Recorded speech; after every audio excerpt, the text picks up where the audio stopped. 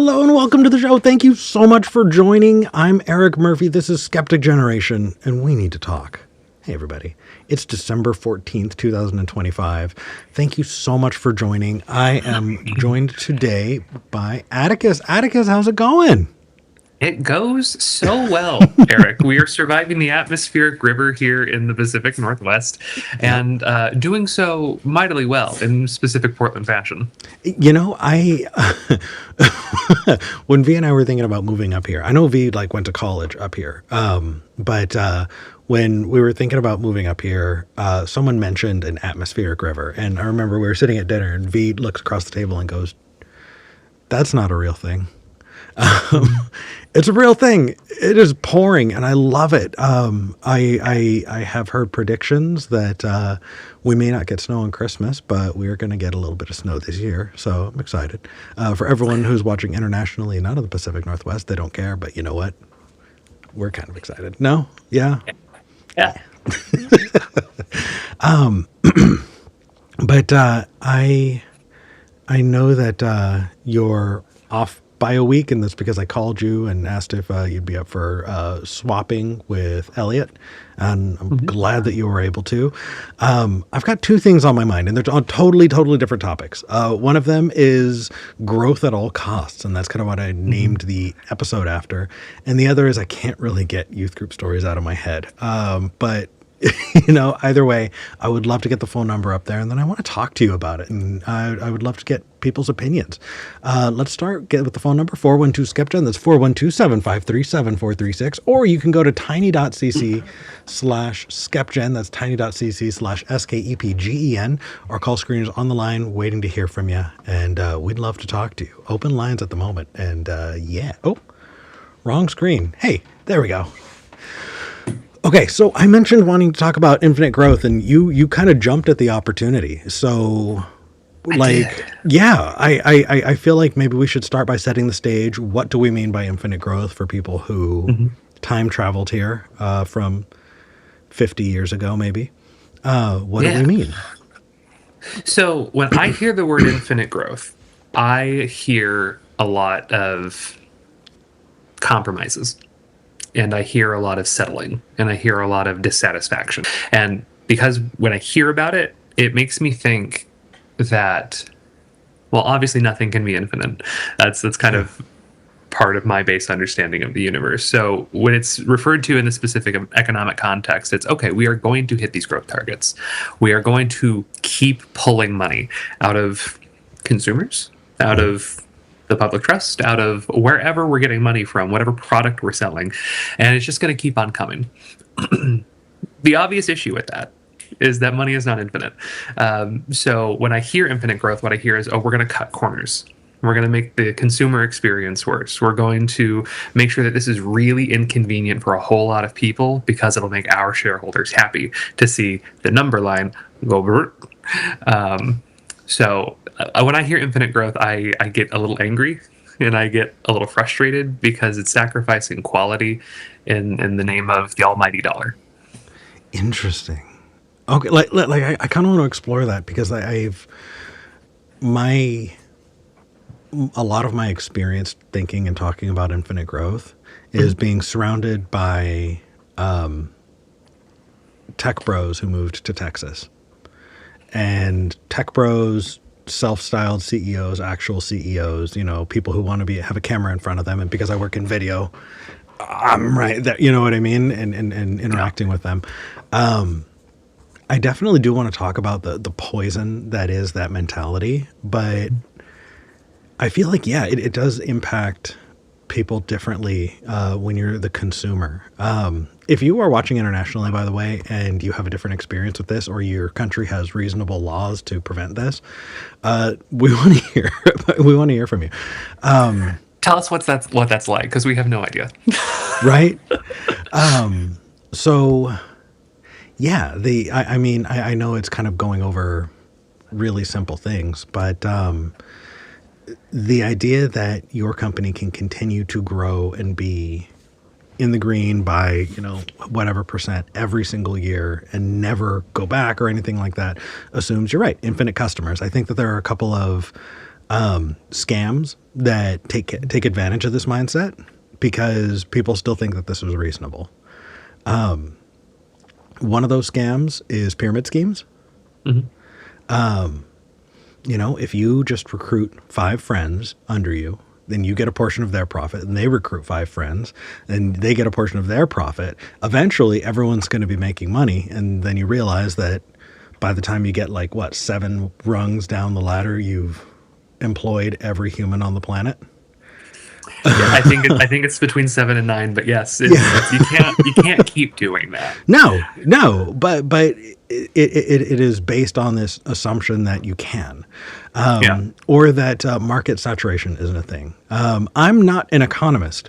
I'm as far from an economist as you're going to get, but I can tell you what market saturation is. You reached all of the people that your product is going to reach, whether that is an idea, a product, or some lifestyle brand or whatever the case is, a business structure. When it hits all of the people that it's going to hit, you're done. I mean, shit, my advice for starting podcasts is get an idea of what your market cap looks like. If you're in a very small niche, awesome. Get to know, hey, this is what success looks like. Maybe success is a niche that is only as big as 20,000 subscribers. Maybe it's a massive niche where it's, 10 million subscribers. If you're comparing yourself to a 10 million subscriber channel, but you're in a really niche space, you're never going to feel like you're succeeding, even when you are at the top of that bracket.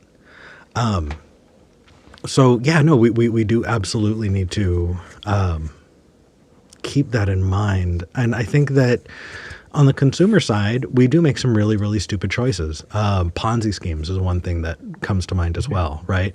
The idea, both for Bernie Madoff and for the people that he was scamming, is that he's going to be able to continue to rob Peter to pay Paul, because he's just going to keep getting more and more people in the scheme. As soon as it stopped growing, the scheme could not continue. And I got to tell you, it feels like brain rot. It really does. Like interacting with CEOs and, self-styled CEOs, these tech bros who will do a really, really good quarter. And then, maybe they did some kind of really awesome deal and they brought in a huge profit. And then from then on, they're just going to continue to project this idea that they're going to be able to make those kinds of deals every quarter from now until the end of time. Well, there's a couple companies that come to mind on that. OpenAI is probably the biggest one. Yeah. It's like, oh, I'm gonna use all of these resources. I'm going to essentially nuke the RAM market for everybody else who has a hobby, and then eventually we'll figure out a way to make money. Eventually, and that's very strange. Netflix has a shit ton of accounts, and they're doing really, really well. However, they're like, oh, well, we didn't get 3 million more subscribers this year, so that's failure. It's like, bestie, there aren't 3 million more people that want to subscribe to your service. You have the market. Yeah. Do fun things with it now that you own the market. Or Facebook's another really good example. I think over a quarter of the world's population at this point has some sort of meta account, whether it be WhatsApp or Insta. Are you serious? Or Facebook. Yeah, no, it's bad. Oh my God. Or Messenger. They have access to almost 2 billion people. And it's scary. Especially because for a lot of developing countries, Myanmar specifically is what comes to my mind. If you want a book plug, read Careless People. It's a great little insight into how these people's brains work. That is the internet. They don't know what the internet is because Facebook is the internet, or Instagram is the internet. Yeah. That's just what the internet is to them, because the internet service providers didn't put in the work to expand it and make it the way that we came to interact with the internet. It just became, oh, Facebook is here, and that's just what we have. So the idea of infinite growth, you're going to run out of people. You are going to run out of people, and at some point, enough is going to have to be enough, and then the market is going to eat you because they don't like that idea. And then everybody's worse off because then Paramount belongs to Netflix, and then Netflix is having a crossover between The Sopranos and Harry Potter.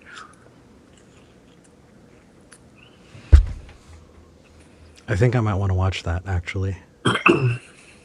Look, I'm not going to lie. I might want to watch that. Or could you imagine like one of the Weasleys, you know, or like the twins, Breaking Bad, just like out of the back of anyway, I'm sorry. Yeah. No, I'm envisioning the Roy family from Succession making some shady deals with a garbage man from Newark, New Jersey, while a Dementor attacks up the Hudson. I don't know. Oh, it's not as anyway. It sounds stupid, but I fear that it's closer than we think. Yeah. Well, and we do need to kind of pay attention to, like, the thing that feels truly insidious here is we've been trained to want it and need it and expect it that way. You know, if we didn't look at the internet as, oh, this is just Instagram, Facebook, you know, Twitter, it wouldn't have such a big hold on us. But the fact is that I think it was 2 months ago, there was a revolution in Nepal, and I was worried about talking about it because it was kind of wild. And it was really, I feel like, being suppressed. You were not seeing news of it really anywhere. But the government in Nepal decided that they were going to censor the social media. And 3 days. It took 3 days for Gen Z to overthrow the entire government. They burned down the president's house, and the next week they had their first election over Discord. And that is like, but it was enough to drive people to revolt. And yes, there was a whole lot of corruption and all of that going on, but I mean, what a wild impetus. And it's always been this way. You know, we've been conditioned to be consumers. There was a really upsetting conversation that I had with V. They were telling me about hobbies. And I'm just going to repeat it back to you because it kind of blows my mind. Do you know where the term hobby comes from? I don't. It's not a terribly old term. It used to be right along with loitering. Like, hobbying was just, you know, being a nuisance, essentially. Doing nothing, being a you know, like being a lazy, you know, whatever. And apparently, when unions were starting to really, you know, were growing during this industrial revolution, early 1900s, big businesses were saying, if we don't make people work, you know, 16-hour days, then they're going to have free time. And what are they going to do? They're going to get into trouble. They're just going to be hobbying, you know?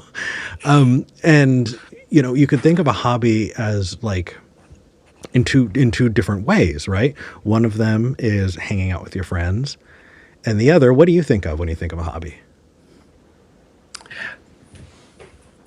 I think what is it? It's the hobby that trans women stereotypically get into. You're painting little figurines. Warhammer.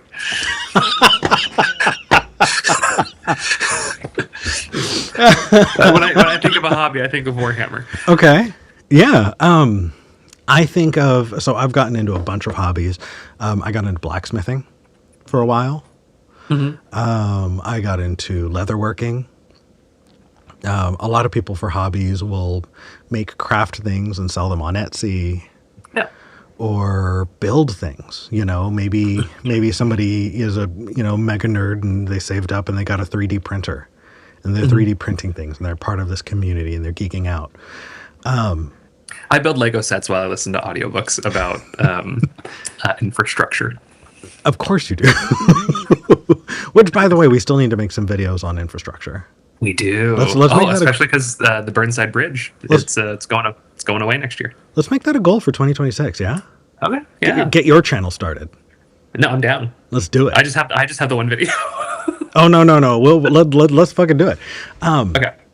Okay, but you have these two classifications of hobby, and they do fit into things that make you money and things that don't. Right. And how do we socially look at that? We socially look at the hobbies that make you money as respectable. You're into making things. Oh, you're into crafting. Oh, you're into, whatever the case is. But if it's just hanging out with your friends, it doesn't have the same air of respect. It doesn't. Actually, I have an interesting story about that. When I started to find my own hobbies when I was in high school, I was really into, this will shock nobody, I was really into the Rubik's Cube. So that was just my hobby. I made Rubik's cubes and I modified them, and I like made them faster or slower. I restickered them. It was just kind of like my whole thing. And my older brother was really kind of miffed about this. They're like, what is Addie doing? Like they just sit in their room and they resticker Rubik's cubes. And my parents were like, why is this an issue? Why do you care about this? They could be doing so many worse things. And I was just like, the pretty colors this time. Look, they'll change next week. The way that I restickered my Rubik's cubes is similar to how some queer people recolor their hair. That is to say, beautifully. I love that. I think that I don't know. I guess the point I'm getting at is that the vast majority of us were trained to be good worker bots. Yeah. And we have internalized that so much that when you're not working, the more respectable thing to do is work.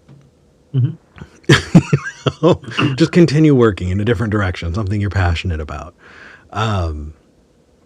But it's never not that, this push to consume and produce, that's all we're good for.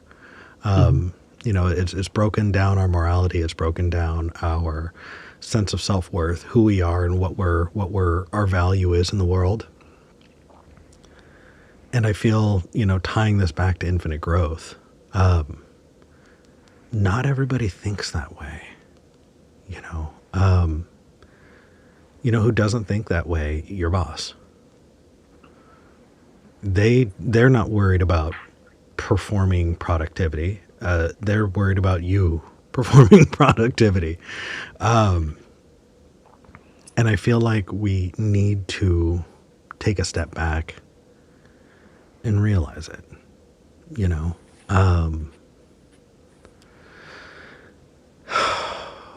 yeah, the number of people who I've spoken to, because I don't mean giving more details. The company's not around anymore. I was working for a publishing company back when I was doing corporate video work. And this publishing company would publish books by, CEOs like crazy. They also did like ghostwriting stuff, but talking to, interacting with these CEOs, I would find that everything they did, they structured so that it was automated. Nothing was ever on them. Everything could be funneled to someone else or to some third-party service. But like the growth at all costs piece, right? The idea that, they didn't care how shitty their customers were. They didn't care how shitty their product was. Mm-hmm. It just needed to be enough to be scaled. And if it wasn't scalable but good, they'd just remove the parts that were not scalable so that they could just make a shittier product. Yeah. So I have something just popped into my mind about that. Do you think that globalization has played a part in the infinite growth mindset? And here's why I think it might. Because there's I saw a news story about a company, I can't remember exactly where it was, but they make watches, and they make really good handmade watches. And when they were being interviewed by the journalist who wrote the piece I was reading or watching, they were asked, Well, you only make 400 watches a year. Do you have any plans to scale, to grow? Obviously, your commodity is valuable. Not many people make handmade watches anymore. And they're like, no, just just gonna keep doing this. I like our output. I like the quality, but now we're good. We're Yeah. good. And that caused the price to whoop, skyrocket, because now everybody thinks like, oh, it's this one company that's doing this, so I need to get this one company because now everybody else thinks this is scarce. When I don't know, 100 years ago, to get a handmade watch, you went to your nearest major city and found the watchmaker or the watch seller, You gotta who watch, yeah. specialized in making watches, and they didn't need to corner the market of the world. They just needed to sell a good service, sell a good product, and feed their family. Yeah. And that was it. And So and we can find that in so many different, what a great example. Like you can find that also in blue collar work. yeah, The number of people who like own landscaping companies, specifically, try and get a landscaper most places in the United States, and they'll just say no. You know, they already have too many, you know, houses that they're servicing. They don't have time for you. It's not that they don't want your money; they just can't take it because they don't have enough human beings and tools to make it to you. You know, and I think a big piece of that is just knowing when enough is fucking enough. yeah, You know, find out what's going to make you happy. Find out what you need to make you happy. Have a good sit down and think about what it is that you require for happiness in your life, and aim for that. Don't aim for infinite. There's a business down the street that they sell. Actually, there are a few. Fucking Portland is weird. So there's a business that does Italian food, and the noodles are made by hand, and everything is done by I know hand. exactly what restaurant you're talking about. And I haven't been, but they are on my list to go. I haven't been there yet. I just found out they closed. I know, but that's okay. They're doing other things. Okay. But the point is that they had no intent to grow. They were Yeah. just like, hey, you know, this is what I need to sell to make a living. And they'd open their doors. There was no reservations. There was no paying for preference. You know, whoever's in front gets in. And when they run out of food, they close the doors. And they're only open 3 days a week for 5 hours each of those 3 days, which means that, you know, that restaurant has a very, very small work week. And Yeah. yet they make enough to take care of everyone's needs. They don't want to franchise. They don't have to. For them, Portland, I've noticed. So I came from like Phoenix, Arizona, fifth largest city in the country. You came from Southern California Southern California and Texas. and Texas. Yeah. Okay, so I mean, you're familiar with the fact that like chains dominate major Oh, yeah. areas. And something I noticed when I moved here was that Portland has such an aversion to chain anything. Like there's just if you just look at a map of Portland and you search any major chain restaurant, there's just a big blank bubble where the metropolitan area is, and they have no locations usually, Yep. or they have very little locations. Pizza chains are a big thing like that. Like there's only like one or two Pizza Huts in the general area. They're not like super accessible on every corner like they might be in other major cities. Like on down my street, we have a cobbler who does the best darn resoling that you've ever seen. We need to At the talk end- about that off air, by the way. I need Okay. somebody who can resole my boots. And it's, yeah. Anyway, go ahead. And then at the end of my street, there's also like a family-owned burrito restaurant that has great burritos, and they're not franchising. No. I walk in, they've got a great drink selection. It's like it's Dr. Pepper and Pepsi and Coke, and I'm like, whoa, no exclusivity deals? Incredible! Yeah. I can just get the drink that I want. Yeah. Amazing, and have a kick-ass burrito. And it's usually like right next to like an independent like gay bar, and that's right next to like a video rental store that still exists because there's still a need for it. So that is another thing, by the way, that kind of blows my mind. I know where you live. You know where I live. We do not live anywhere near each other. And we No. both live near an independent gay bar. I wonder if everyone in Portland lives near an independent gay bar, if there are just that many. No, you get one when you purchase a house. It comes with the house. You Just were like a assigned gift gay basket, bar. right? Yeah. And once the concentration of people per square mile increases, then they're like, okay, cool, new gay bar. It's the same thing with strip clubs. That's why we're the strip club capital of the U.S. I'm nervous to check that out. I don't have any moral issues. When I was a younger man, I'd been, but I've still never been.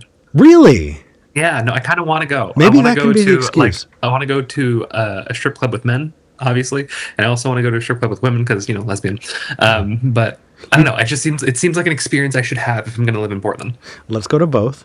Okay. I You want to hear something really, really Portland? Sure. Did you know that there's a vegan strip club that hires vegan strippers? I I didn't. And do you know? I'm not in the least bit shocked. I'm like, yeah, that's par for the course for Portland. Of course they would. Why wouldn't they? Actually, Right. I'm insulted that I'm surprised by it. Maybe we can go to the vegan strip club. All right, we got a caller. Let's talk to Randy in Michigan. Randy, let's get you in here. Randy, you're live. Hey, how are you? Hey, doing well. You're coming in a little quiet, so I'm just going to turn up your volume a bit. Talk to us. What's going on? So I'm really intrigued, and something I've thought about for a while is this idea of infinite growth and, of course, capitalism. Yeah. In that, what's going to happen when there aren't any consumers anymore? When the market is completely saturated, which I assume is the goal of capitalism. Yeah. How are the capitalists going to exist if there's no more market? That's also something that I've spent some time chewing on, and I think we're seeing the early signs of it now with kind of like the Netflix, Paramount, Warner Brothers kind of deal. Like Warner Brothers Discovery did not need to sell Warner Brothers. They just didn't need to. They weren't hurting for cash. They are doing relatively fine. They wanted to sell it because they wanted to increase the bottom dollar. So the fact that they just put it up and now we're stuck with the conundrum of now Netflix could do Harry Potter Sopranos crossover is wild. And then Paramount's doing their own kind of aggressive takeover bid. You're seeing a lot of consolidation, and I think that's the end game. You're going to just have one company, the company, which is gross and very concerning. And then on the market side of it, I think we are seeing I'm going to use the buzzword late stage capitalism of it all. There was a study, I think it was recently, that said that the top 10% of earners in the United States make up 50% of the retail spending. I heard that Gross. same thing. Yeah. So what we are seeing is the market shifting to cater to the wealthy who can afford it and fuck everybody else. A good analogy might just be the water cycle. We have a lot of water that's locked up in glaciers, or we had a lot of water that's locked up in glaciers, and as we stored that water, the water kind of stopped being at the level it was at, and as now it's melting, it's raising the sea levels. Billionaires and wealth consolidation works similarly. They hoard that wealth, and because of it, people are doing poorer because they don't have enough spending money. So the ideal is some sort of government intervention to save capitalists from themselves, to take the money that they have stored, push it back to the consumer so they can keep spending it and keep giving people profits. Like ideally, that's how you would want capitalism to work if capitalism was meant to benefit everybody. But it's not meant to benefit everybody, and that's the issue. Yeah. I Yes. Oh, go ahead. I'm sorry. Well, I maybe I framed it just slightly poorly. It's not that markets won't exist, but it's at some point there's not an infinite number of consumers, Right.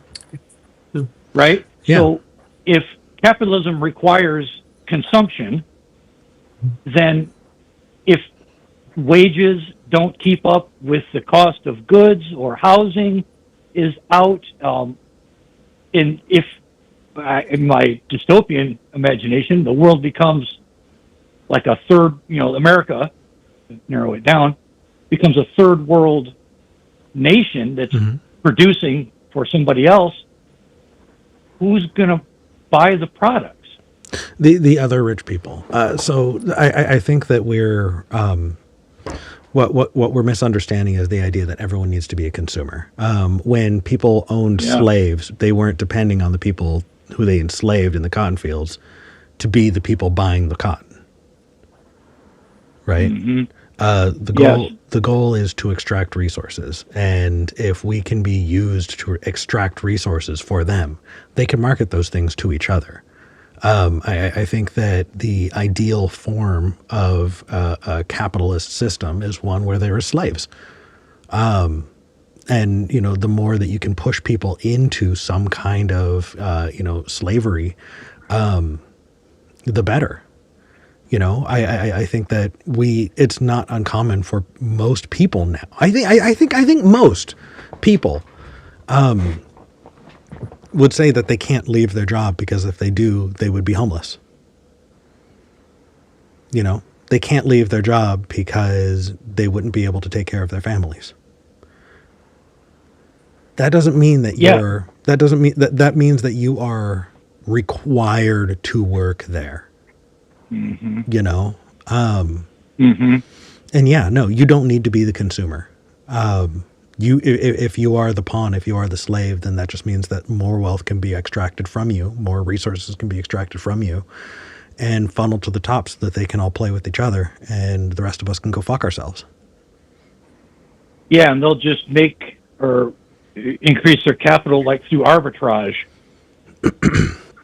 Yeah, I mean, at a certain point, what is capital to these people but power? After a certain point, once you have all of your needs met, it's not about whether or not you can afford the nice thing that you want. It's whether or not you can institute, and push your will onto other people. That's what they're buying, and I don't know. I think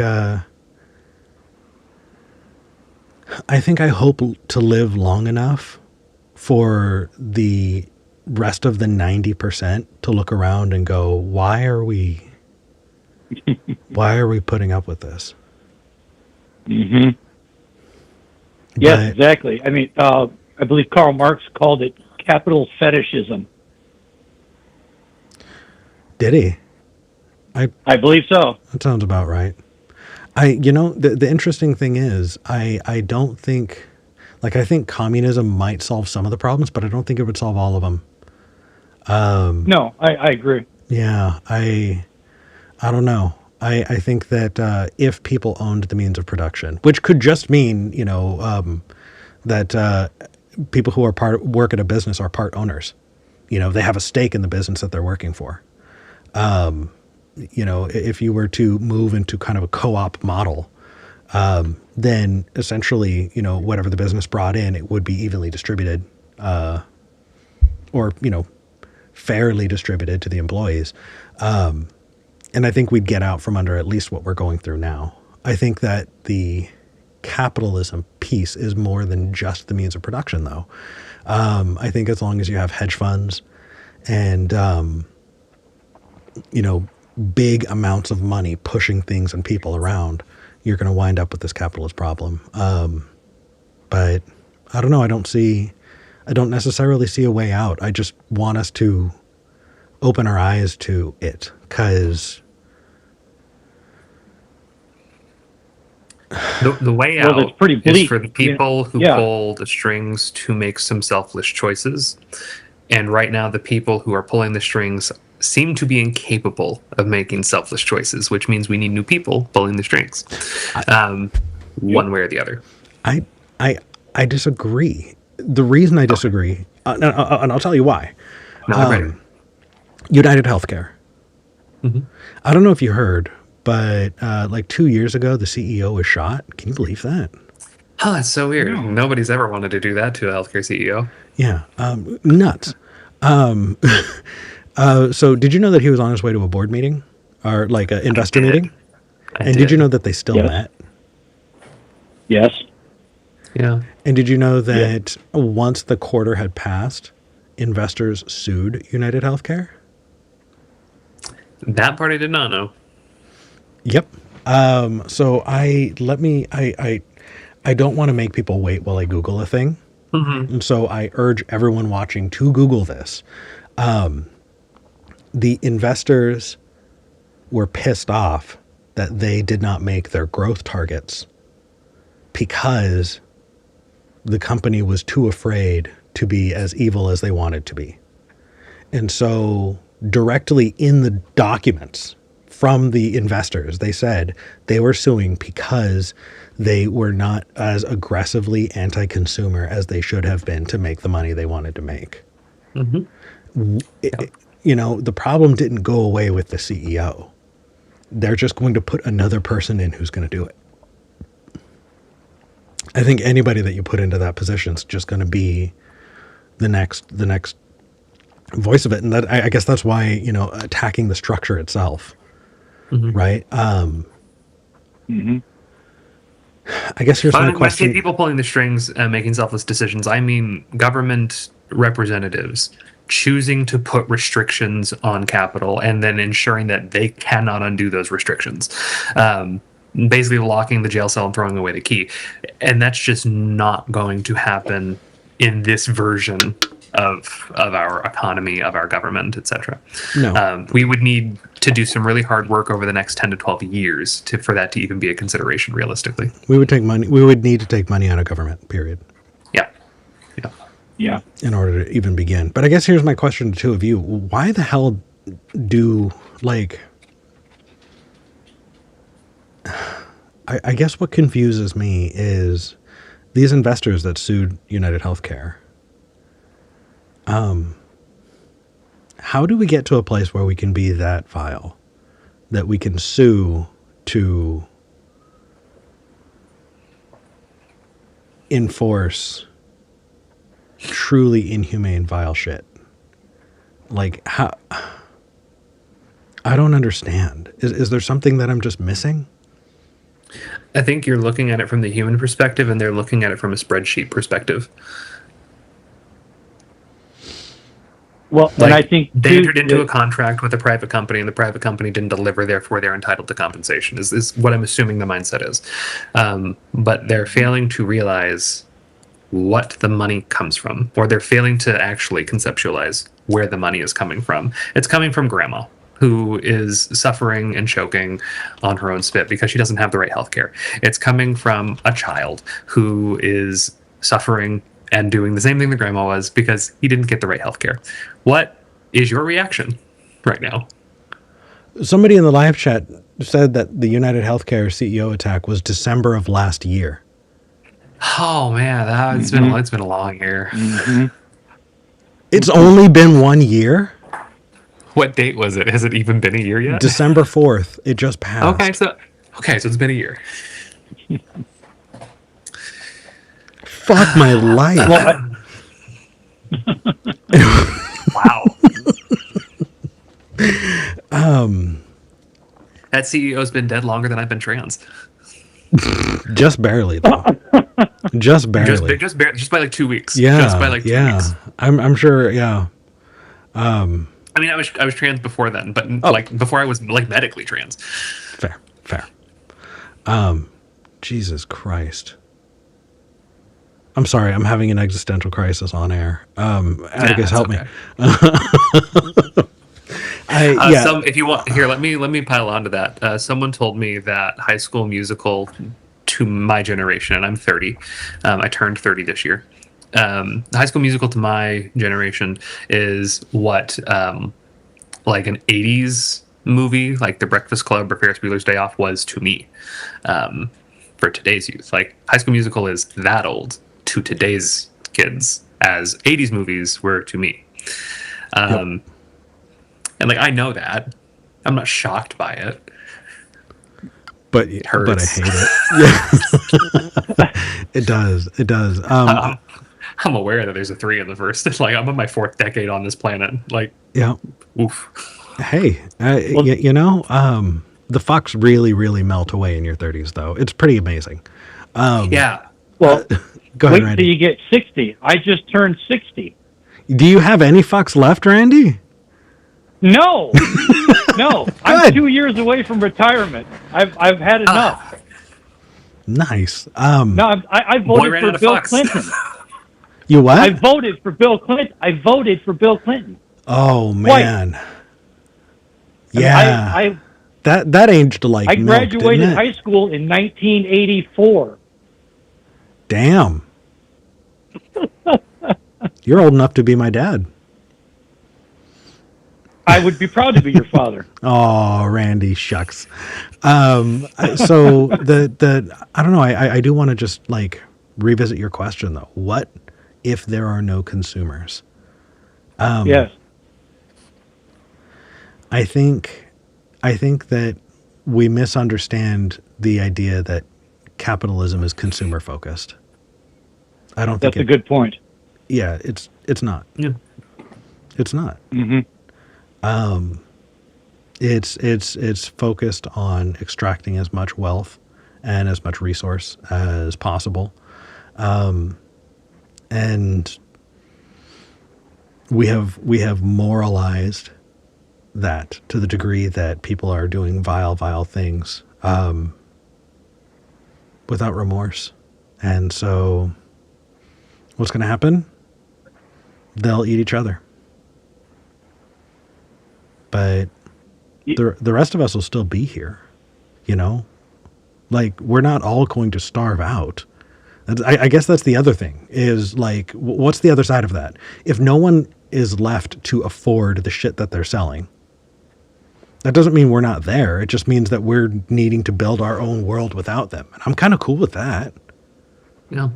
Oh yeah, definitely. You know, let them have monopoly dollars to trade back and forth with each other while the rest of us build a world that is kinder to our neighbors, you know? NVIDIA can keep their $750 RAM. I'm going to go hang out with the local purveyor at my independent typewriter store because he gives me a good deal on oiling the slugs of my typewriter. That's one of the dorkiest things I've ever heard in my life. I love that, Eddie. I love If anybody's that so much. listening and you think I'm joking, Portland is a wonderful place. It's fucking incredible here. It's so unique. But Randy, thank you for calling. And I think it's a really good point to come across is, you know, I think, Randy, do you know what neoliberalism is? I'm sure you've heard the term. Oh yes. I think that idea that that economies, you know, or specifically like capitalism is pointed towards consumers. I think that's a neoliberal economic principle. That's a Reagan type economic thing. Yeah. Yeah. If you voted for Yeah. Clinton saying that you've got a Reagan mindset, I'm sure that's upsetting. Well, I mean, I've been through a lot of this. You know, now as a card-carrying member of the DSA, I've really started thinking about it much more seriously. I did a full-on capitalist in the go-go 90s. You know, it was I made a lot of money in my 401k. I ended up spending most of it from some life circumstances, but yeah, now 26 years into working in the public sector, actually having an actual pension that I'll be able to draw on in 2 years has really changed my mindset about the entire enterprise. I don't understand why this isn't available to just me. You know, there's really no reason why the benefits that I've received couldn't be available to everybody. Yeah, no, it's absolutely not. I think that the rise of the gig economy.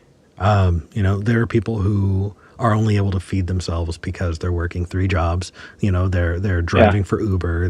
They're moving food for Uber Eats or whatever, or Postmate or whatever. Those companies, and none of them are offering 401ks. There is no retirement plan. There is no safety net. I mean, shit. Randy, I've been working as a video editor for YouTube channels for better part of a decade in corporate and, and all these other places. And I have no retirement. I'm 38. I've got nothing set aside for the future. I think unfortunately, I understand. Yeah. I think that, we are seeing a larger and larger class of people who have just, we're fighting over the dregs that are left to us, Mm. But, Yeah. And that's why I did a little stint in anarchy. And I think that that's certainly an option, sort of the balkanization of our civilization, small pockets of, mutual aid societies. Yeah. But I really think that the democratization of the means of production is perhaps more viable, at least in my mind, that if we can just work together, which sounds pretty naive, we can make this, this country, this civilization, the way we want it. Yeah. I don't think it's naive, Randy. I think it's going to require a little bit of a paradigm shift. For a lot of people, they focus so much on like the news and like everything it's global, it's national, it's not local. And as somebody who's worked to organize local protests, who has participated in mutual aid just kind of throughout the Portland area, it's been so rewarding. It really has. And the fact that I get to I don't have to listen to the noise on a national level because I know that my neighbors have fuller bellies than they did before. I know that there's like a homeless shelter at the end of my street that a lot of people fought against. But it's there and it's providing care and it's a little bit better than it was before. So seeing the little differences that can be made on a local level will really help people if they can just reshift their focus to where it matters most, which is where you live. I think that just to kind of reinforce what Atticus is saying from a different direction, one of the things people argue about when it comes to, the people owning the means of production, right? The people having a stake in the company that they work for, is they think that it would stifle innovation. Well, you won't have your Elon Musk, innovators jumping out and whatever. And we can talk about Elon Musk all day, but just set that aside. I think innovation happens from a place of safety. Innovation and growth, I feel like it's kind of a like it's old news to drag out the Maslow's hierarchy of needs, as a YouTuber, but really honestly looking at it, why do impoverished people not stand up and speak out? Because they can't fucking afford to. They're too busy working, trying to put food on the table, and they don't know whether or not they're going to get that food. They don't have housing security. If you want a people that can actually innovate, then you need to invest in making them safe enough to get to self-actualization.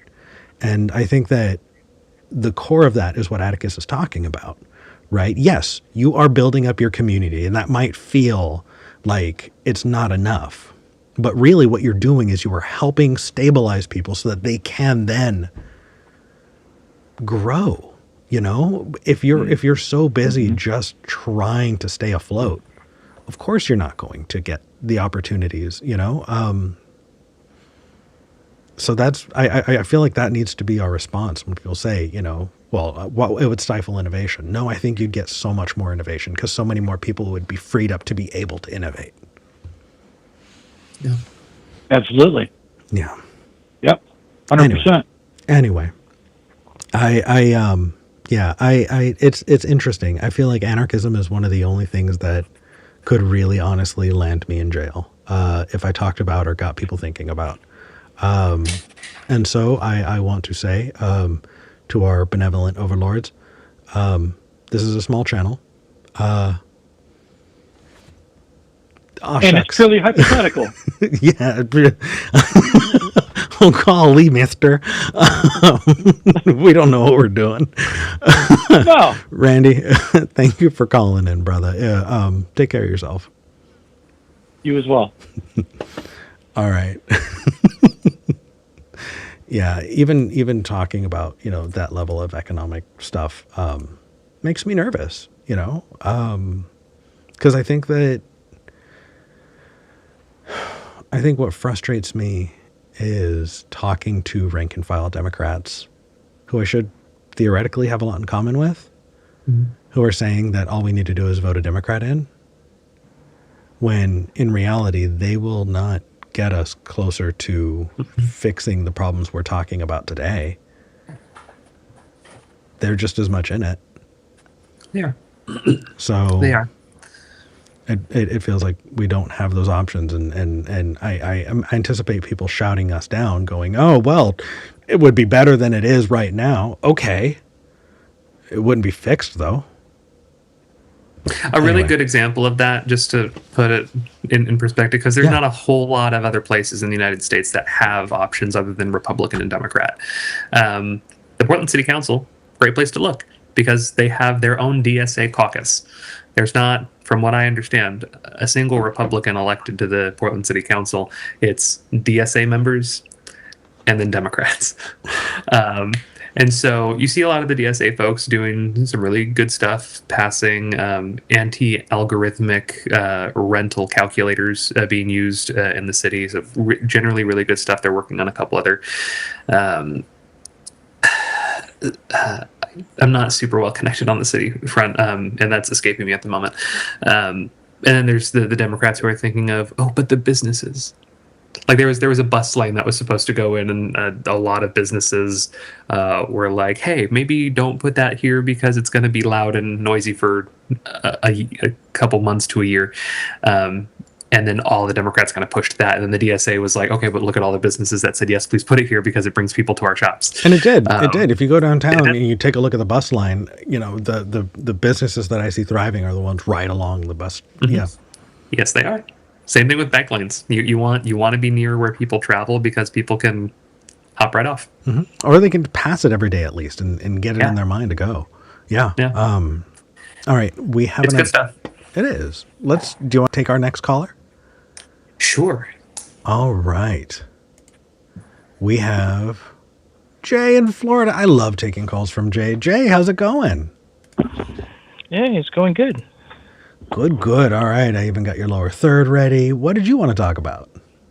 Well, in line with some of the stuff you've been talking about already, I was just curious how you thought we could be globalist in our approach while not engaging in the predator profit-focused system that we have currently. Globalist? What do you mean globalist? Okay. So, globalist has been taken as a bad term to mean... It's a buzzword to mean people who are just want to control the whole world and yada yada. But to me, we do need to think of things on a global scale because we all live on this little piece of rock, and we do need to consider what may be happening, like say in the Congo, right? How does their economy exist? Are they able to feed their people? Are they able to take care of everyone that they have? Is their population growing or declining? How are people in South America doing? Are there business practices that maybe your country are taking part in that is going to cause an issue for not just you, but the entire world if that continues, right?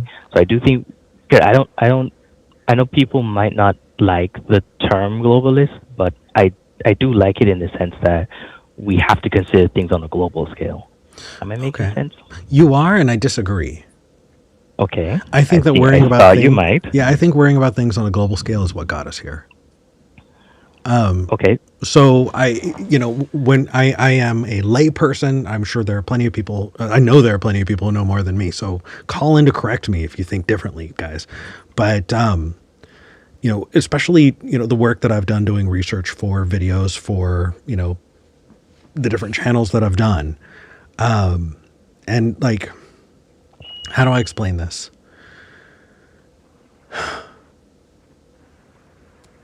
Africa is the way it is because of colonialism, because people took their ideals and exported them. Oh, go ahead, Atticus. I can see here. Yeah. I'll be right back. Yeah. People took their ideals and they exported them to other countries to enact them. Right. If it wasn't for Christian influence, you wouldn't have, the Hutu and Tutsi, genocide. Right. Like, you wouldn't have the export of, homophobia and violent, awful rhetoric, the export of capitalism in the form of slavery in different places, right? We have exported that bullshit everywhere. What was Ethiopia like before the West? There were like stereotypes of sultans coming from Africa. They were coming from fucking Ethiopia, Jay. Yeah, that's true. Like, I think that getting involved, like, I think that people could probably do a good job of taking care of their damn selves if we stop exporting our bullshit. It's absolutely wild. And it's more recent than we realize too. I was, I think Order of the Golden Dawn, I think it was, was a group of, after the Civil War, do you think that like Southern soldiers were just like cool to go home and work on a farm? No. They still wanted slavery. They still were racist pieces of shit. You had groups of people who would go into Mexico, just try to take over towns, Right. And one of them ended up being like an army general, I think, and that's why we ended up having the Mexican-American War, if I remember that correctly. Excuse me. So the Mexican-American War was before the Civil War? But okay. But same point. Yeah. Honestly, the tie-in to the Mexican-American War, don't get me started. It's fucking crazy. the U.S. side of the Mexican-American War and that history is boring, but the Mexican side is fucking cool. But anyway, and you see it all over the place, right? After World War II, you had groups of Nazis that would make their way into, either South Africa or into South America. We are just. So I get all your concerns, and this is where I'm coming from with it, because I'm like, I think we should be concerned with how other countries function or exist. I don't think we should be actively intervening in what they do, because if something happens in South America or they have a population decline, we should be, other nations, not just, and I say we, I don't mean like specifically the U.S., other nations should be there to assist, but the other nation should not be there to like dictate policy or dictate how that country decides to do whatever it wants to do. We should see a situation where that nation needs help, and we say, okay, how can we help you? And have those set of people tell us the help that they need. Or if the nation says, we don't need help, we'll figure it out, we let them figure it out. That's how I'm thinking a general globalist economy should function, where we allow an autonomous nation to function as they see fit, but if they ask for support, the rest of the world chips in and offers the support to help. and we have somewhere like a United Congress or United Nations where we come and we talk about policies that affect the entire world, and all those sovereign nations buy into it, and we try to move forward with said policy to help the entire world. Not like how it's now, where it is just like the superpower who goes to a country and says, yeah, this is how you're going to do it because I said so, and if you don't do it that way, I'm going to come take all your shit. Which actually, me taking all your shit is what I really want. And I know you're going to disagree with me, so I'm hoping you disagree so I can have a reason to go to war with you. Right? so that's where I'm like, how do we parse that out? I hope that makes sense to you. Yeah, it does. And I'm so sorry that you're going to hear some chirping. I think my fire smoke detector. No, it's okay. I was going to say, I'm not the one with the chirping fire extinguisher, but it's okay. Go ahead. Yeah. So the United Nations acts somewhat like the organization that you're talking about. They're a little bit toothless, and the other main organization that functions in a somewhat similar matter, just not in that portion of the world, is NATO. And a lot of people don't like NATO in general because, like, why should we be responsible for other people when our people are suffering? Is the general consensus. So what I think would allow us to get to the point that you're emphasizing is we would need to work to alleviate a lot of the issues and symptoms of capital at home before people are going, oh, I'm relaxed. My children are fed. They're able to go to school. I don't have to worry about this. Other people should have this too. Oh, maybe we should help. Because that's the only way we're going to get a mass populace in order to like look outside of their borders for good purpose is if they are having their needs met at home. At least that's my understanding of people having worked in electoral politics. They want their needs met first, and then they're usually more than happy to consider giving access to other people. They can be convinced at least, but not until their own bowl is full and their own family is fed and etc. Yeah, I also just think that aid usually comes with conditions. Mm-hmm. It's hard to see support without strings attached. That's often just the way that it goes. So being able to, even if people had their own bowls filled, and it comes to, helping others, they want their own views. I do just want to take a moment and call out. I saw a sentiment in the live chat. Somebody was saying, "Oh, these are government, pointing out African governments that resisted colonization." I didn't say anything about government colonization necessarily. A lot of the real vile shit that happened that we see in different African countries comes from churches going and preaching whatever bigoted bullshit they have, and seeing the effect that it has is absolutely wild. Jay, do you remember there was a viral clip a couple of years ago? Oh God, it was more than a couple of years ago at this point, though. Why are you gay? Oh, right. Yeah, I remember that one. Do you remember that one? Yeah. Do you know what happened to that interviewer? That hilarious and homophobic interviewer? No, what happened to him? So he ran for government. He got elected, and then he passed laws. Didn't just introduce. He fully passed laws making homosexuality. Instituting the death penalty for homosexuality. Wow. Okay. I did not know that part. Yeah, it makes it less funny, huh? Yeah, way less funny. The amount that we export bigotry, yes, we can talk about governments doing it, but it's also private groups, and it's often churches. I'm sorry. I know that's not what y'all were talking about, but I saw it in the chat and it just bothered me, so I got to kind of jump in on that. No, I mean it's a good thing to keep in mind because churches use a lot of their tithings to access power and access capital, and then they partake in it, and then they try to maximize their own capital, and the wheel keeps turning. So no, it's a good it's a good reminder. Yeah. Anyway, I guess I feel like I'm in the minority because I feel like both of you think that a larger government kind of globalist approach is the one to take. And I would love to be convinced otherwise. I don't know where I stand on that. I am more in favor of paying attention to things at home, but I also understand that things like free trade stop wars. Like in the current economic setup of the world, free trade stops wars, or at least prevents wars, or makes them more difficult to kind of start between countries.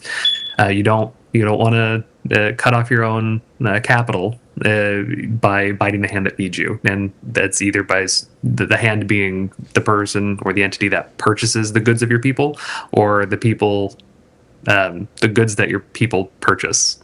Sorry, thinking through that one. So free trade is good from a life benefit perspective. It's not necessarily good for local purveyors that need to compete on the global market. That's where it gets really complicated. Well, you need to be locally minded but aware of the global implications. I think we're also seeing a culture that disincentivizes those kinds of things. You know, I think that especially with like, do y'all remember Doge? That was this year. Yeah, that'd be true. This corporate idea of, you know, taking the private equity model and going, okay, you know, we're going to acquire and then sell off the assets so that we can basically liquidate this thing and fill our pockets. I think we're seeing that, and we're especially seeing that nowadays.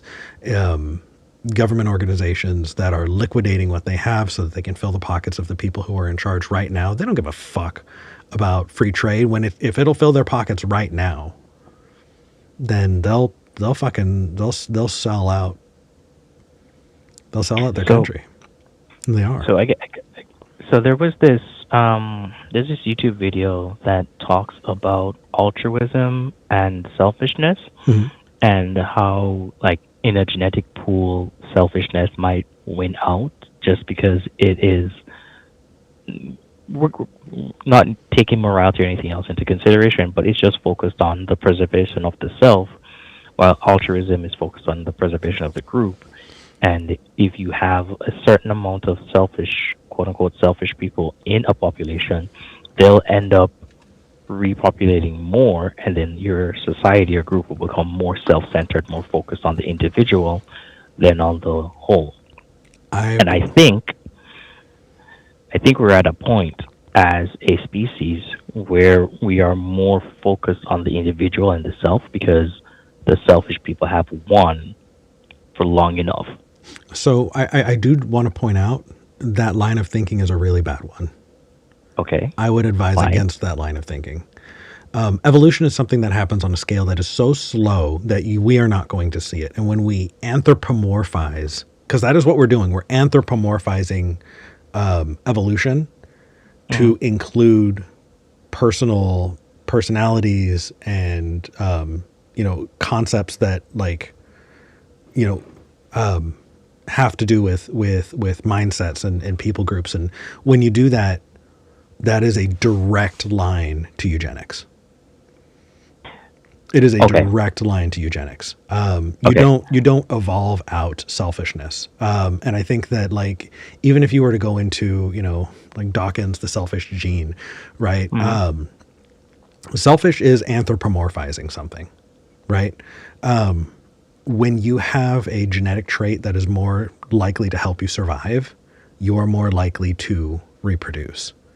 And so, like, it doesn't have to do with people being selfish as much as it has to do with whatever adaptations physically your species had that was beneficial, eventually, continued into the population.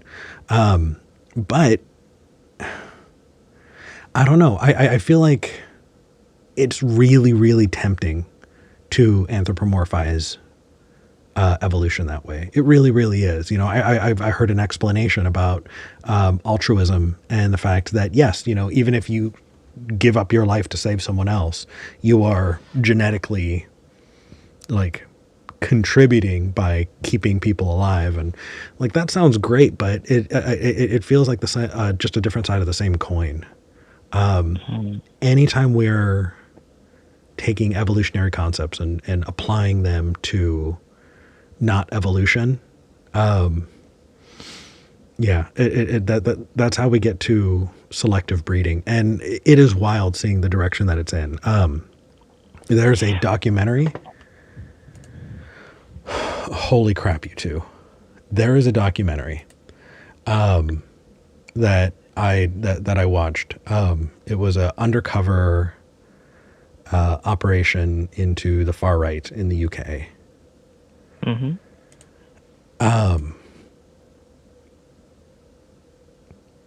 There are groups across the U.S. and abroad that are absolutely funding eugenics research. It hasn't stopped. It never stopped. And I think that we're finding its influences in more places than you think. So just please, be careful in that line of thinking.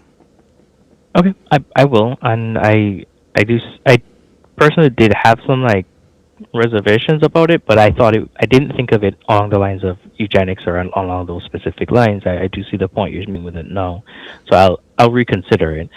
But I don't know how else to kind of encapsulate what's happening in society now, because it feels to me like there was a time when we had made gains. We didn't defeat the problem, but we made gains in ensuring that people were treated fairly, people were recognized for who they are, and it doesn't feel like it is that we've lost all those gains and we're taking some slides backwards. I just don't know what to grab onto to pull ourselves forward. Yeah, it sounds like you want to make America great again. Without the again, but yeah. Well, the idea that we're backsliding, Yeah. I think that is a fiction. I think that vile fucking bigotry has existed in this country for so long, and we like to imagine that the whole... Jay, are we the same age? About the same age, yeah. Yeah, well, the three of us are around the same age. Atticus, you're the baby. I think we're like 1 year apart, Eric. Yeah, nice. Yeah. Like the whole Captain Planet Oh God. 90s Oh, kids my God. kind of like, we're going to just include everybody. Mm-hmm. I think that millennials are taking that concept and just applying that backwards, being like, oh, yes, that's the society that we lived in, when it's really, really not.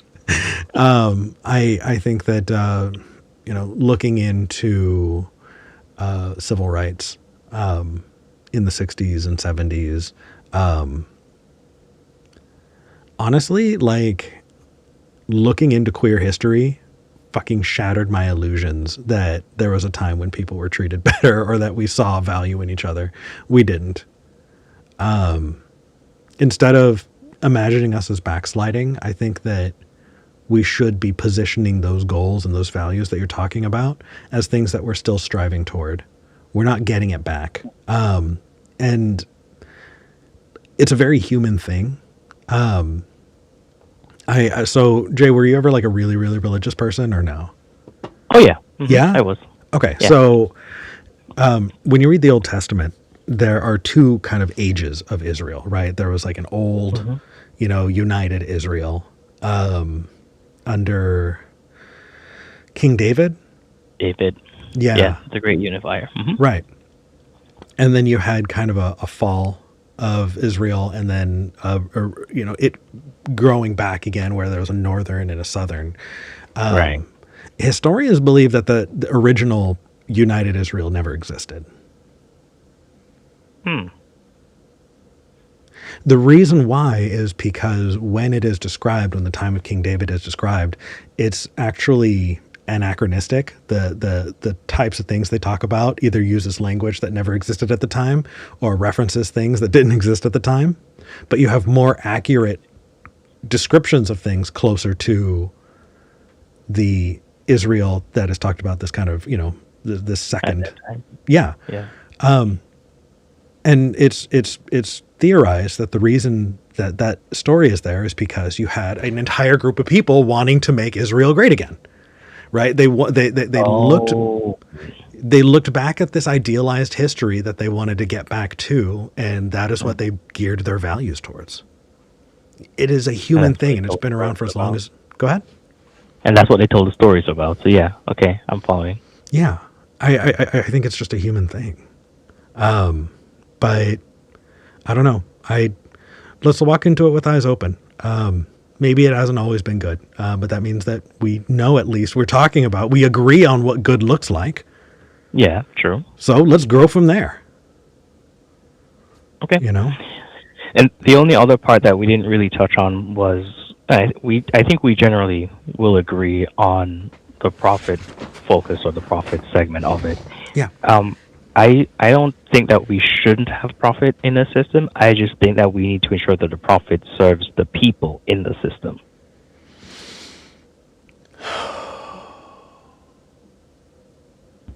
Like everybody involved in the system, not just the person who invests the most money, but every single person involved in the system, whatever profit comes from that system, should serve those people or should be to the benefit of them, meaning they should have a say in it, they should have some power or control over it, regardless of what that power works out to be. What do you think? I think that I'm an idiot. Why'd you say that? I'm dumb about a lot of things. And I think it's dangerous when I speak with authority on things I don't know, which I do very often. Okay. So please take this with the largest grain of salt. Sure. But listening to economists who I respect, it sounds like the model that we may want to see more is like I instead of talking about profits, because you can take profits and you can just pocket it. Like it's not going to benefit anybody when it's sitting in your pocket or under your mattress. But instead of focusing on profits and the people, focusing on the movement of wealth through a society, how much of that is getting recirculated into the economy, right? Like no matter how much money you actually get, if you are spending it and meeting all of your needs, then you are, pumping the community around you that you're spending it with. And you're kind of seeing that growth overall. I think. Okay. Do you see what I mean? Yeah, I see what you mean. Yeah. Yeah, because that's just it. Because profit is like after you've spent and done everything, while the wealth is just everything that you're doing in the entire system. I see what you're saying. Yeah. Yeah. So just listening to people who know way more than me, from what I've heard, the goal should probably be directed towards preventing fat fucking Donald Duck style. Like, did you know that the math was done years ago on how much money is in Donald Duck's vault that he would dive into like a swimming pool? Yeah. And I know someone did it. I don't remember how much it was, but I know someone did it. If Donald Duck existed and actually had a giant vault that he could dive into like a swimming pool filled with gold, he would be like the fourth or fifth wealthiest person.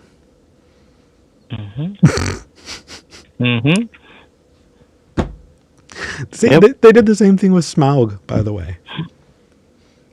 Smaug doesn't even come close. Wow. Yeah, that's the like. It's the accumulation and stagnation of wealth, at least from what I've heard, causes that. But I suggest that you instead, if you're listening to me, you take that as a jumping off point and listen to people smarter than me. What do you think, Atticus? What's on your mind? I've mostly just been listening. I don't know. I keep Scrooge kind of McDuck. Hold on. Everyone in the chat Scrooge, just absolutely slammed me. Scrooge McDuck, not Donald. Anyway, Atticus, I apologize. Go ahead. No, you're fine. I've just been listening. I think it still kind of comes back to the fact that. Sorry, hold on. Go lay down. Go. So the pitter patter is my little border collie trying to come say hi. Go, get on your couch. Go. I think it comes back to the fact that the only thing we really have control over is local. Like, I can go outside and say hi to somebody and give them a meal and make sure that they can make it the next couple days. I can drive somebody to a shelter or a doctor or a hospital. I I can't make much of a difference outside of my bubble here in the city that I live. I can send funds places, but that would require me to have some disposable funds. Um, so I think the best you can do realistically is to be mindful of what you're spending your money on, be mindful about what you're sinking your time into. Being informed is a great tool, being over informed can be a burden.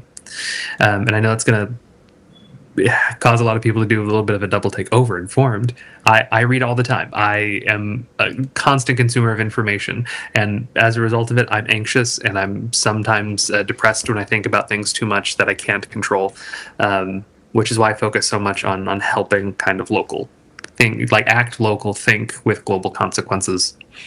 And that's really all you can do. Can't really do much past that, but that's where you can have the most impact, so I think that's worthwhile.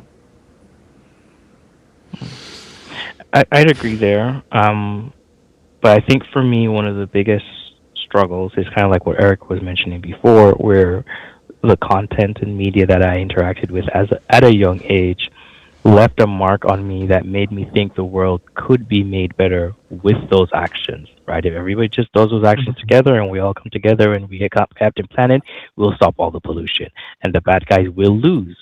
But that's not the world that we live in. That's not how people function or interact. So it's just figuring out what that kind of looks like for me now going forward is what I'm probably gonna have to figure out. But that whole millennial thing is something I recognized like a couple months ago earlier in this year. So it's just like, yeah, Eric, I'm with you. So I don't know. We'll see how it comes up, but I'll try and remain positive. I don't think it's wrong at all. That is a world that we can have. We can have a world where people who willfully pollute get put in jail. We can have a world where CEOs should be a little fearful if they're feeling a little too comfortable with their own pocketbooks, because people need to eat, and empathy is a good thing. Empathy for other people is a wonderful thing. We can have that type of world. It's just going to take some work, and it's not going to happen overnight, and we have to live those values. I have a thought for you two. Okay. So this idea of kind of shifting the perspective from one of wanting to go back to when things were better versus wanting to move into a place where things are better feels like the difference between a progressive and a conservative movement. So if we are seeing the left wanting to get back to a better time when everyone had more rights, are they now a conservative movement? And do you think we need a perspective shift in order to see ourselves as progressive? Or do you think that the act of wanting to get back to things, Jay, the way that you said it, because I think that what you're saying is indicative of a lot of people thinking the same thing. This is not a you thing. This is the left thing. Atticus, you just had this ding in your eyes. What's on your mind? I'm curious about this, because we never, like, going backwards should not be an option. Like, are we losing some comforts that we've lost? Yes. Have people lost rights under the last 10, 15 years, even last 5 years of this specific kind of moment in United States history? Yes. But we're still far better off than we were 10, 20, 30, 40 years ago. Like, there's no comparison. And I don't think we should fool ourselves into thinking that it was better. Because when I was growing up, we had to worry about things like hitting your lifetime maximum with your health insurer. My mom was deeply ill for an extended period of time when I was young, and that was something that we had to contend with. The fact that there was a set budget for her entire life of medical care before she would just run out of medical care, before insurers would just go, nah, that's enough. and people would die because of it. There were issues where, especially during the AIDS crisis, we're going back a decade or two from when I was young, to people could not watch their significant other pass peacefully, and their significant other would not have the comfort of having their partner present because they weren't family. There's not enough evidence to suggest that things were better before. There's just not. Did they feel better? Sure. So Did we have more optimism? Sure, absolutely. But they weren't better. We are better now than we were back then. By a lot. I know what you're saying is backing up what I'm saying. I do. I don't think we're. I think that us, moving towards a fictional when things were better is what I'm trying to point out there. But just to push back on the other side of that, just saying, have you heard people argue, oh, well, we're not in a Great Depression. Take a look at how things were during the Great Depression. People didn't have electricity. People have 2 cars. People have a car. You didn't have a car back then. How is that different? How is what you're saying different from people downplaying the economic turmoil going on right now? Like we currently know that the U.S. dollar has less spending power than it did during the Great Depression. Yeah. And yet people are saying, oh, well, it's not as bad as it was. Like, how do we navigate that? Yeah, I don't think it's as bad as it was, because I can make a hot meal when I need to. I can go to the store and get some medicine. If I am sick, I can go to the ER and get immediate care. If I'm sick, even if I can't afford it, the ER will treat you. And I do have some semblance of privilege in being able to say that not everybody has those baseline comforts, but the vast majority of people do, which is more than we can say for what was going on in the Great Depression. Hovels and extreme, like desperate poverty. It still exists in the United States, but the percentage in which that exists is far lower. Like, people have the ability to stabilize their food source with a fridge. They have the ability to have clean water, mostly because of municipal protections. So I have a hard time thinking that we're not just infinitely better off than we were before. And I'll just shift it to kind of demonstrate it. If we were talking on a radio broadcast in the 1930s, and we were talking about how, the Great Depression, it's bad now, but it's just as bad as many, many years ago, when whenever was happening in the 1700s or 1800s was happening. Sure, but like, context is important. And are people dying at the rates of the Great Depression, or even the Dust Bowl? Because the Dust Bowl was another example of extreme poverty in the 20th century. No. Are people uncomfortable? Yes. I don't know. I think I don't want us to lose sight of the fact that, yes, there is suffering now and it needs to be addressed, but things have never been better for humanity generally in human history. So, and I think that's worth noting. It's worth patting ourselves on the back for. I like your hope, Atticus. I don't see it. Well, I guess to me, I see a decline, and the continuing decline is what bothers me the most. Because yes, while we're able to have access to food and we don't have like a healthcare cap, at least not currently, and people are generally living longer now because of advances we had in food production and healthcare and stuff like that. If we continue to have this more, I call it conservative, these restrictions on how people live, we will end up with people dying en masse. Like, we're not far from those things happening, and that's my biggest concern. Is like, we're seemingly trending in the directions where things will be worse than they were in the Great Depression, and that could happen in a couple of years. I'm thinking it's not something that will take 10, 20 years to happen. This is something that could happen tomorrow, based on how many people can be affected by what is happening. Yeah, But I like your optimism. I do. I really do. I think it would take a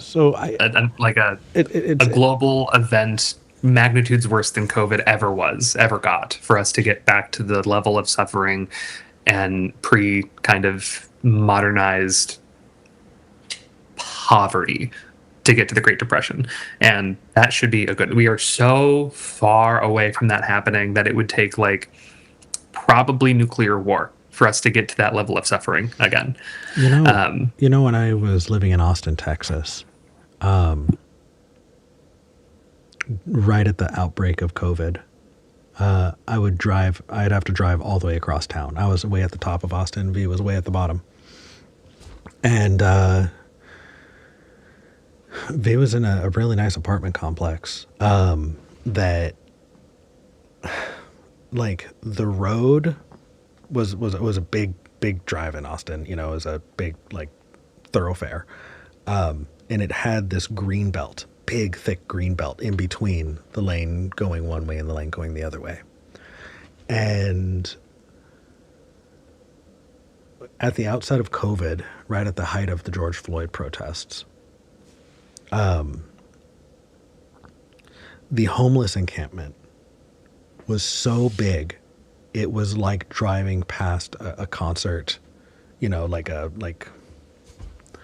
Lollapalooza was across the street. It was so much that you can drive for blocks, and it was still there.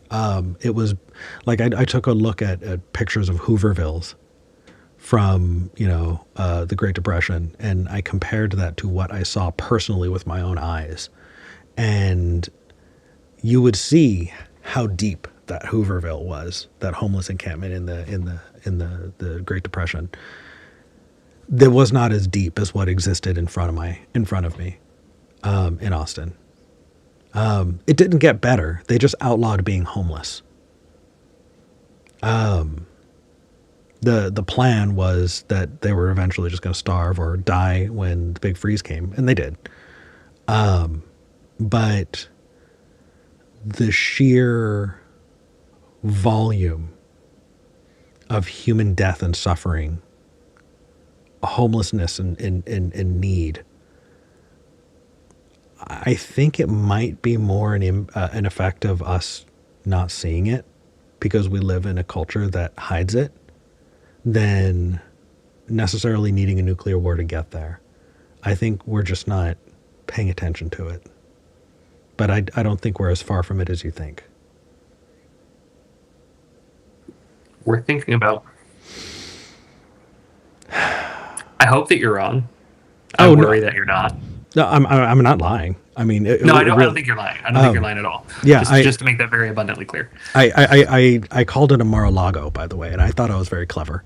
If the giant homeless encampments under Herbert Hoover were Hoovervilles, then what I saw was a Mar-a-Lago, and it didn't catch on. I was really bummed about that. We can still do that. You see giant homeless encampments. We should call them Mar-a-Lagos. But yeah, Jay, as always, I appreciate you calling. Hey, as always, same here, man. All right, thank you, brother. All right, see you later. Oh boy, how are you feeling about things, Atticus? Sorry to depress you there. No, you're fine. I mean, Arizona came from something relatively similar. Yeah. Saw similar things. And we live in Portland, so when I go downtown or honestly in my own neighborhood, it happens. I see it. I don't think so, actually. Not on the scale. Not remotely. No. That's like it's apples and oranges. The number of homeless encampments that I see in Portland is nothing compared to what I saw in Austin, Texas. It truly, like, there was not a single highway exit that didn't have at least two people holding signs. Every single one. That's on-ramps and off-ramps. And this is huge stretch. It was fucking insane. Yeah. Sorry, I'm thinking back to it. It was a really, really rough time. I don't know how many of those people are alive right now. But I see that and I compare that to Portland, and it's nothing. The difference is if you're living in a tent in Portland, you need to fortify it because it's too fucking cold. In Austin, Yeah. you get some rain, but it's temperate, you know. Out here, if you aren't bundled up to a certain degree, you're going to freeze to death. And so the homeless encampments here are thicker. They're more able to survive the elements that would otherwise kill them. But I think if you were to take those people, it would just be a fraction of what you see in elsewhere. Well, in populations too, Austin's much, much bigger than Portland. Now that makes sense, True. though. It does. Yeah. But anyway, this is this. I could continue, but that said, I don't know. I'm feeling pretty good. I think I'm okay with wrapping up. Atticus, was there anything else that you wanted to talk about? Or are we going to leave on a depressed note? I'm sure. I don't know. I think it kind of depends on what you want to take away from the conversation today. I'm taking away the fact that there's probably there's so much more to be done. There's a lot of work to be done, and it's not happening nearly at a pace that will help us get to where we need to be. But there is work being done, and there are people helping. I don't know. I take the Mr. Rogers approach. I look for people who are helping, and that brings me comfort because I'm the type of worrier and overthinker that if I don't do that, I get really stressy and depressy. I get you. I think if I'm gonna I have to believe it gets better. I have to believe that we're doing something that is making a difference to move forward. Because I don't really want to live in a world where we're not. That's fair. I think that I want us to keep redirecting our hopes to the future. Mm-hmm. And I think that I've been guilty of, you look at the repeal of Roe v. Wade and it's hard not to go, oh, we're regressing. Mm-hmm. And I think that we need to reframe that. I think that we are progressing in a bad direction. And I think we have the option to progress in a better one. I think so too. Yeah. And I don't know. I am filled with hope that there was a point in time 5 years ago when if you said capitalism fucking is the worst, people would be like, oh, you're a tanky. And now it's just common parlance on a lot of social media bios or dating app bio. I'm in the dating app sphere, and I see it a lot. We'll get along if you think capitalism is cancer, and I'm like, fuck yeah, swipe right. It is so much more common. Yeah. So it gives me hope. Definitely, I am seeing the national conversation also including more solidarity. And I'm very hopeful about that. I think that we are. Atticus, I have really, really fucking curly hair. When I grow my hair out, it turns into an afro before it gets length, right? Mm-hmm. It'll just grow and grow and grow in volume, and then one day it hits this weight threshold, and then it just becomes long hair. And I feel like we're very thick right now with, this kind of social consciousness. And eventually we are going to hit that tipping point that we're going to see it. And I would love to see it in a direction of, unionization, of solidarity and workers looking out for each other. We're not all blue collar, machinists because we don't live in the Industrial Revolution anymore. I think that, fucking graphic designers and people who work in, a cubicle somewhere, fucking 9 to 5, hating their fucking life. They need to see each other and be in solidarity in a way that I'm hopeful. I am hopeful. I also hope we start kind of changing the perspective that if you're not a machinist, you don't need a union. If you're working in a cubicle, you don't need a union. Sure, you do. You Yeah. deserve it. You deserve ergonomic working conditions. You deserve a chair that supports your lower back. You deserve to not be overly stressed and have realistic deadlines. Like those are things that at the inception of labor unions, yeah, we could only dream of, but we're there now. Oh yeah. So let's keep striving for better. Like always strive for better. You can always be protected. You can always be abused. You're always going to need a union. Have you heard the term churn and burn? I have. It's the practice of the business practice of always firing the bottom 10%, even if they're doing great. Every quarter you fire the bottom 10%. I think that did not exist during the Industrial Revolution. We are currently in an age where there is a practice of fucking over your people. And it is true. If you stop working, they stop making money. And in that way, you have the exact same bargaining power as anyone working any of those other jobs. So, Yes, you do. all right, Atticus, I don't know if people are going to see you before Christmas. So on behalf of the Oh, they show, may not. I know that I'm going to see you, but have a very happy holiday. Thank you. I don't know if I'm going to see you before the new year on this show. So I don't think you will. Yeah. Scheduling wise, I'm not slated until January. that's right. Much love. Thank you for joining. Of course. Is there anything you want to plug?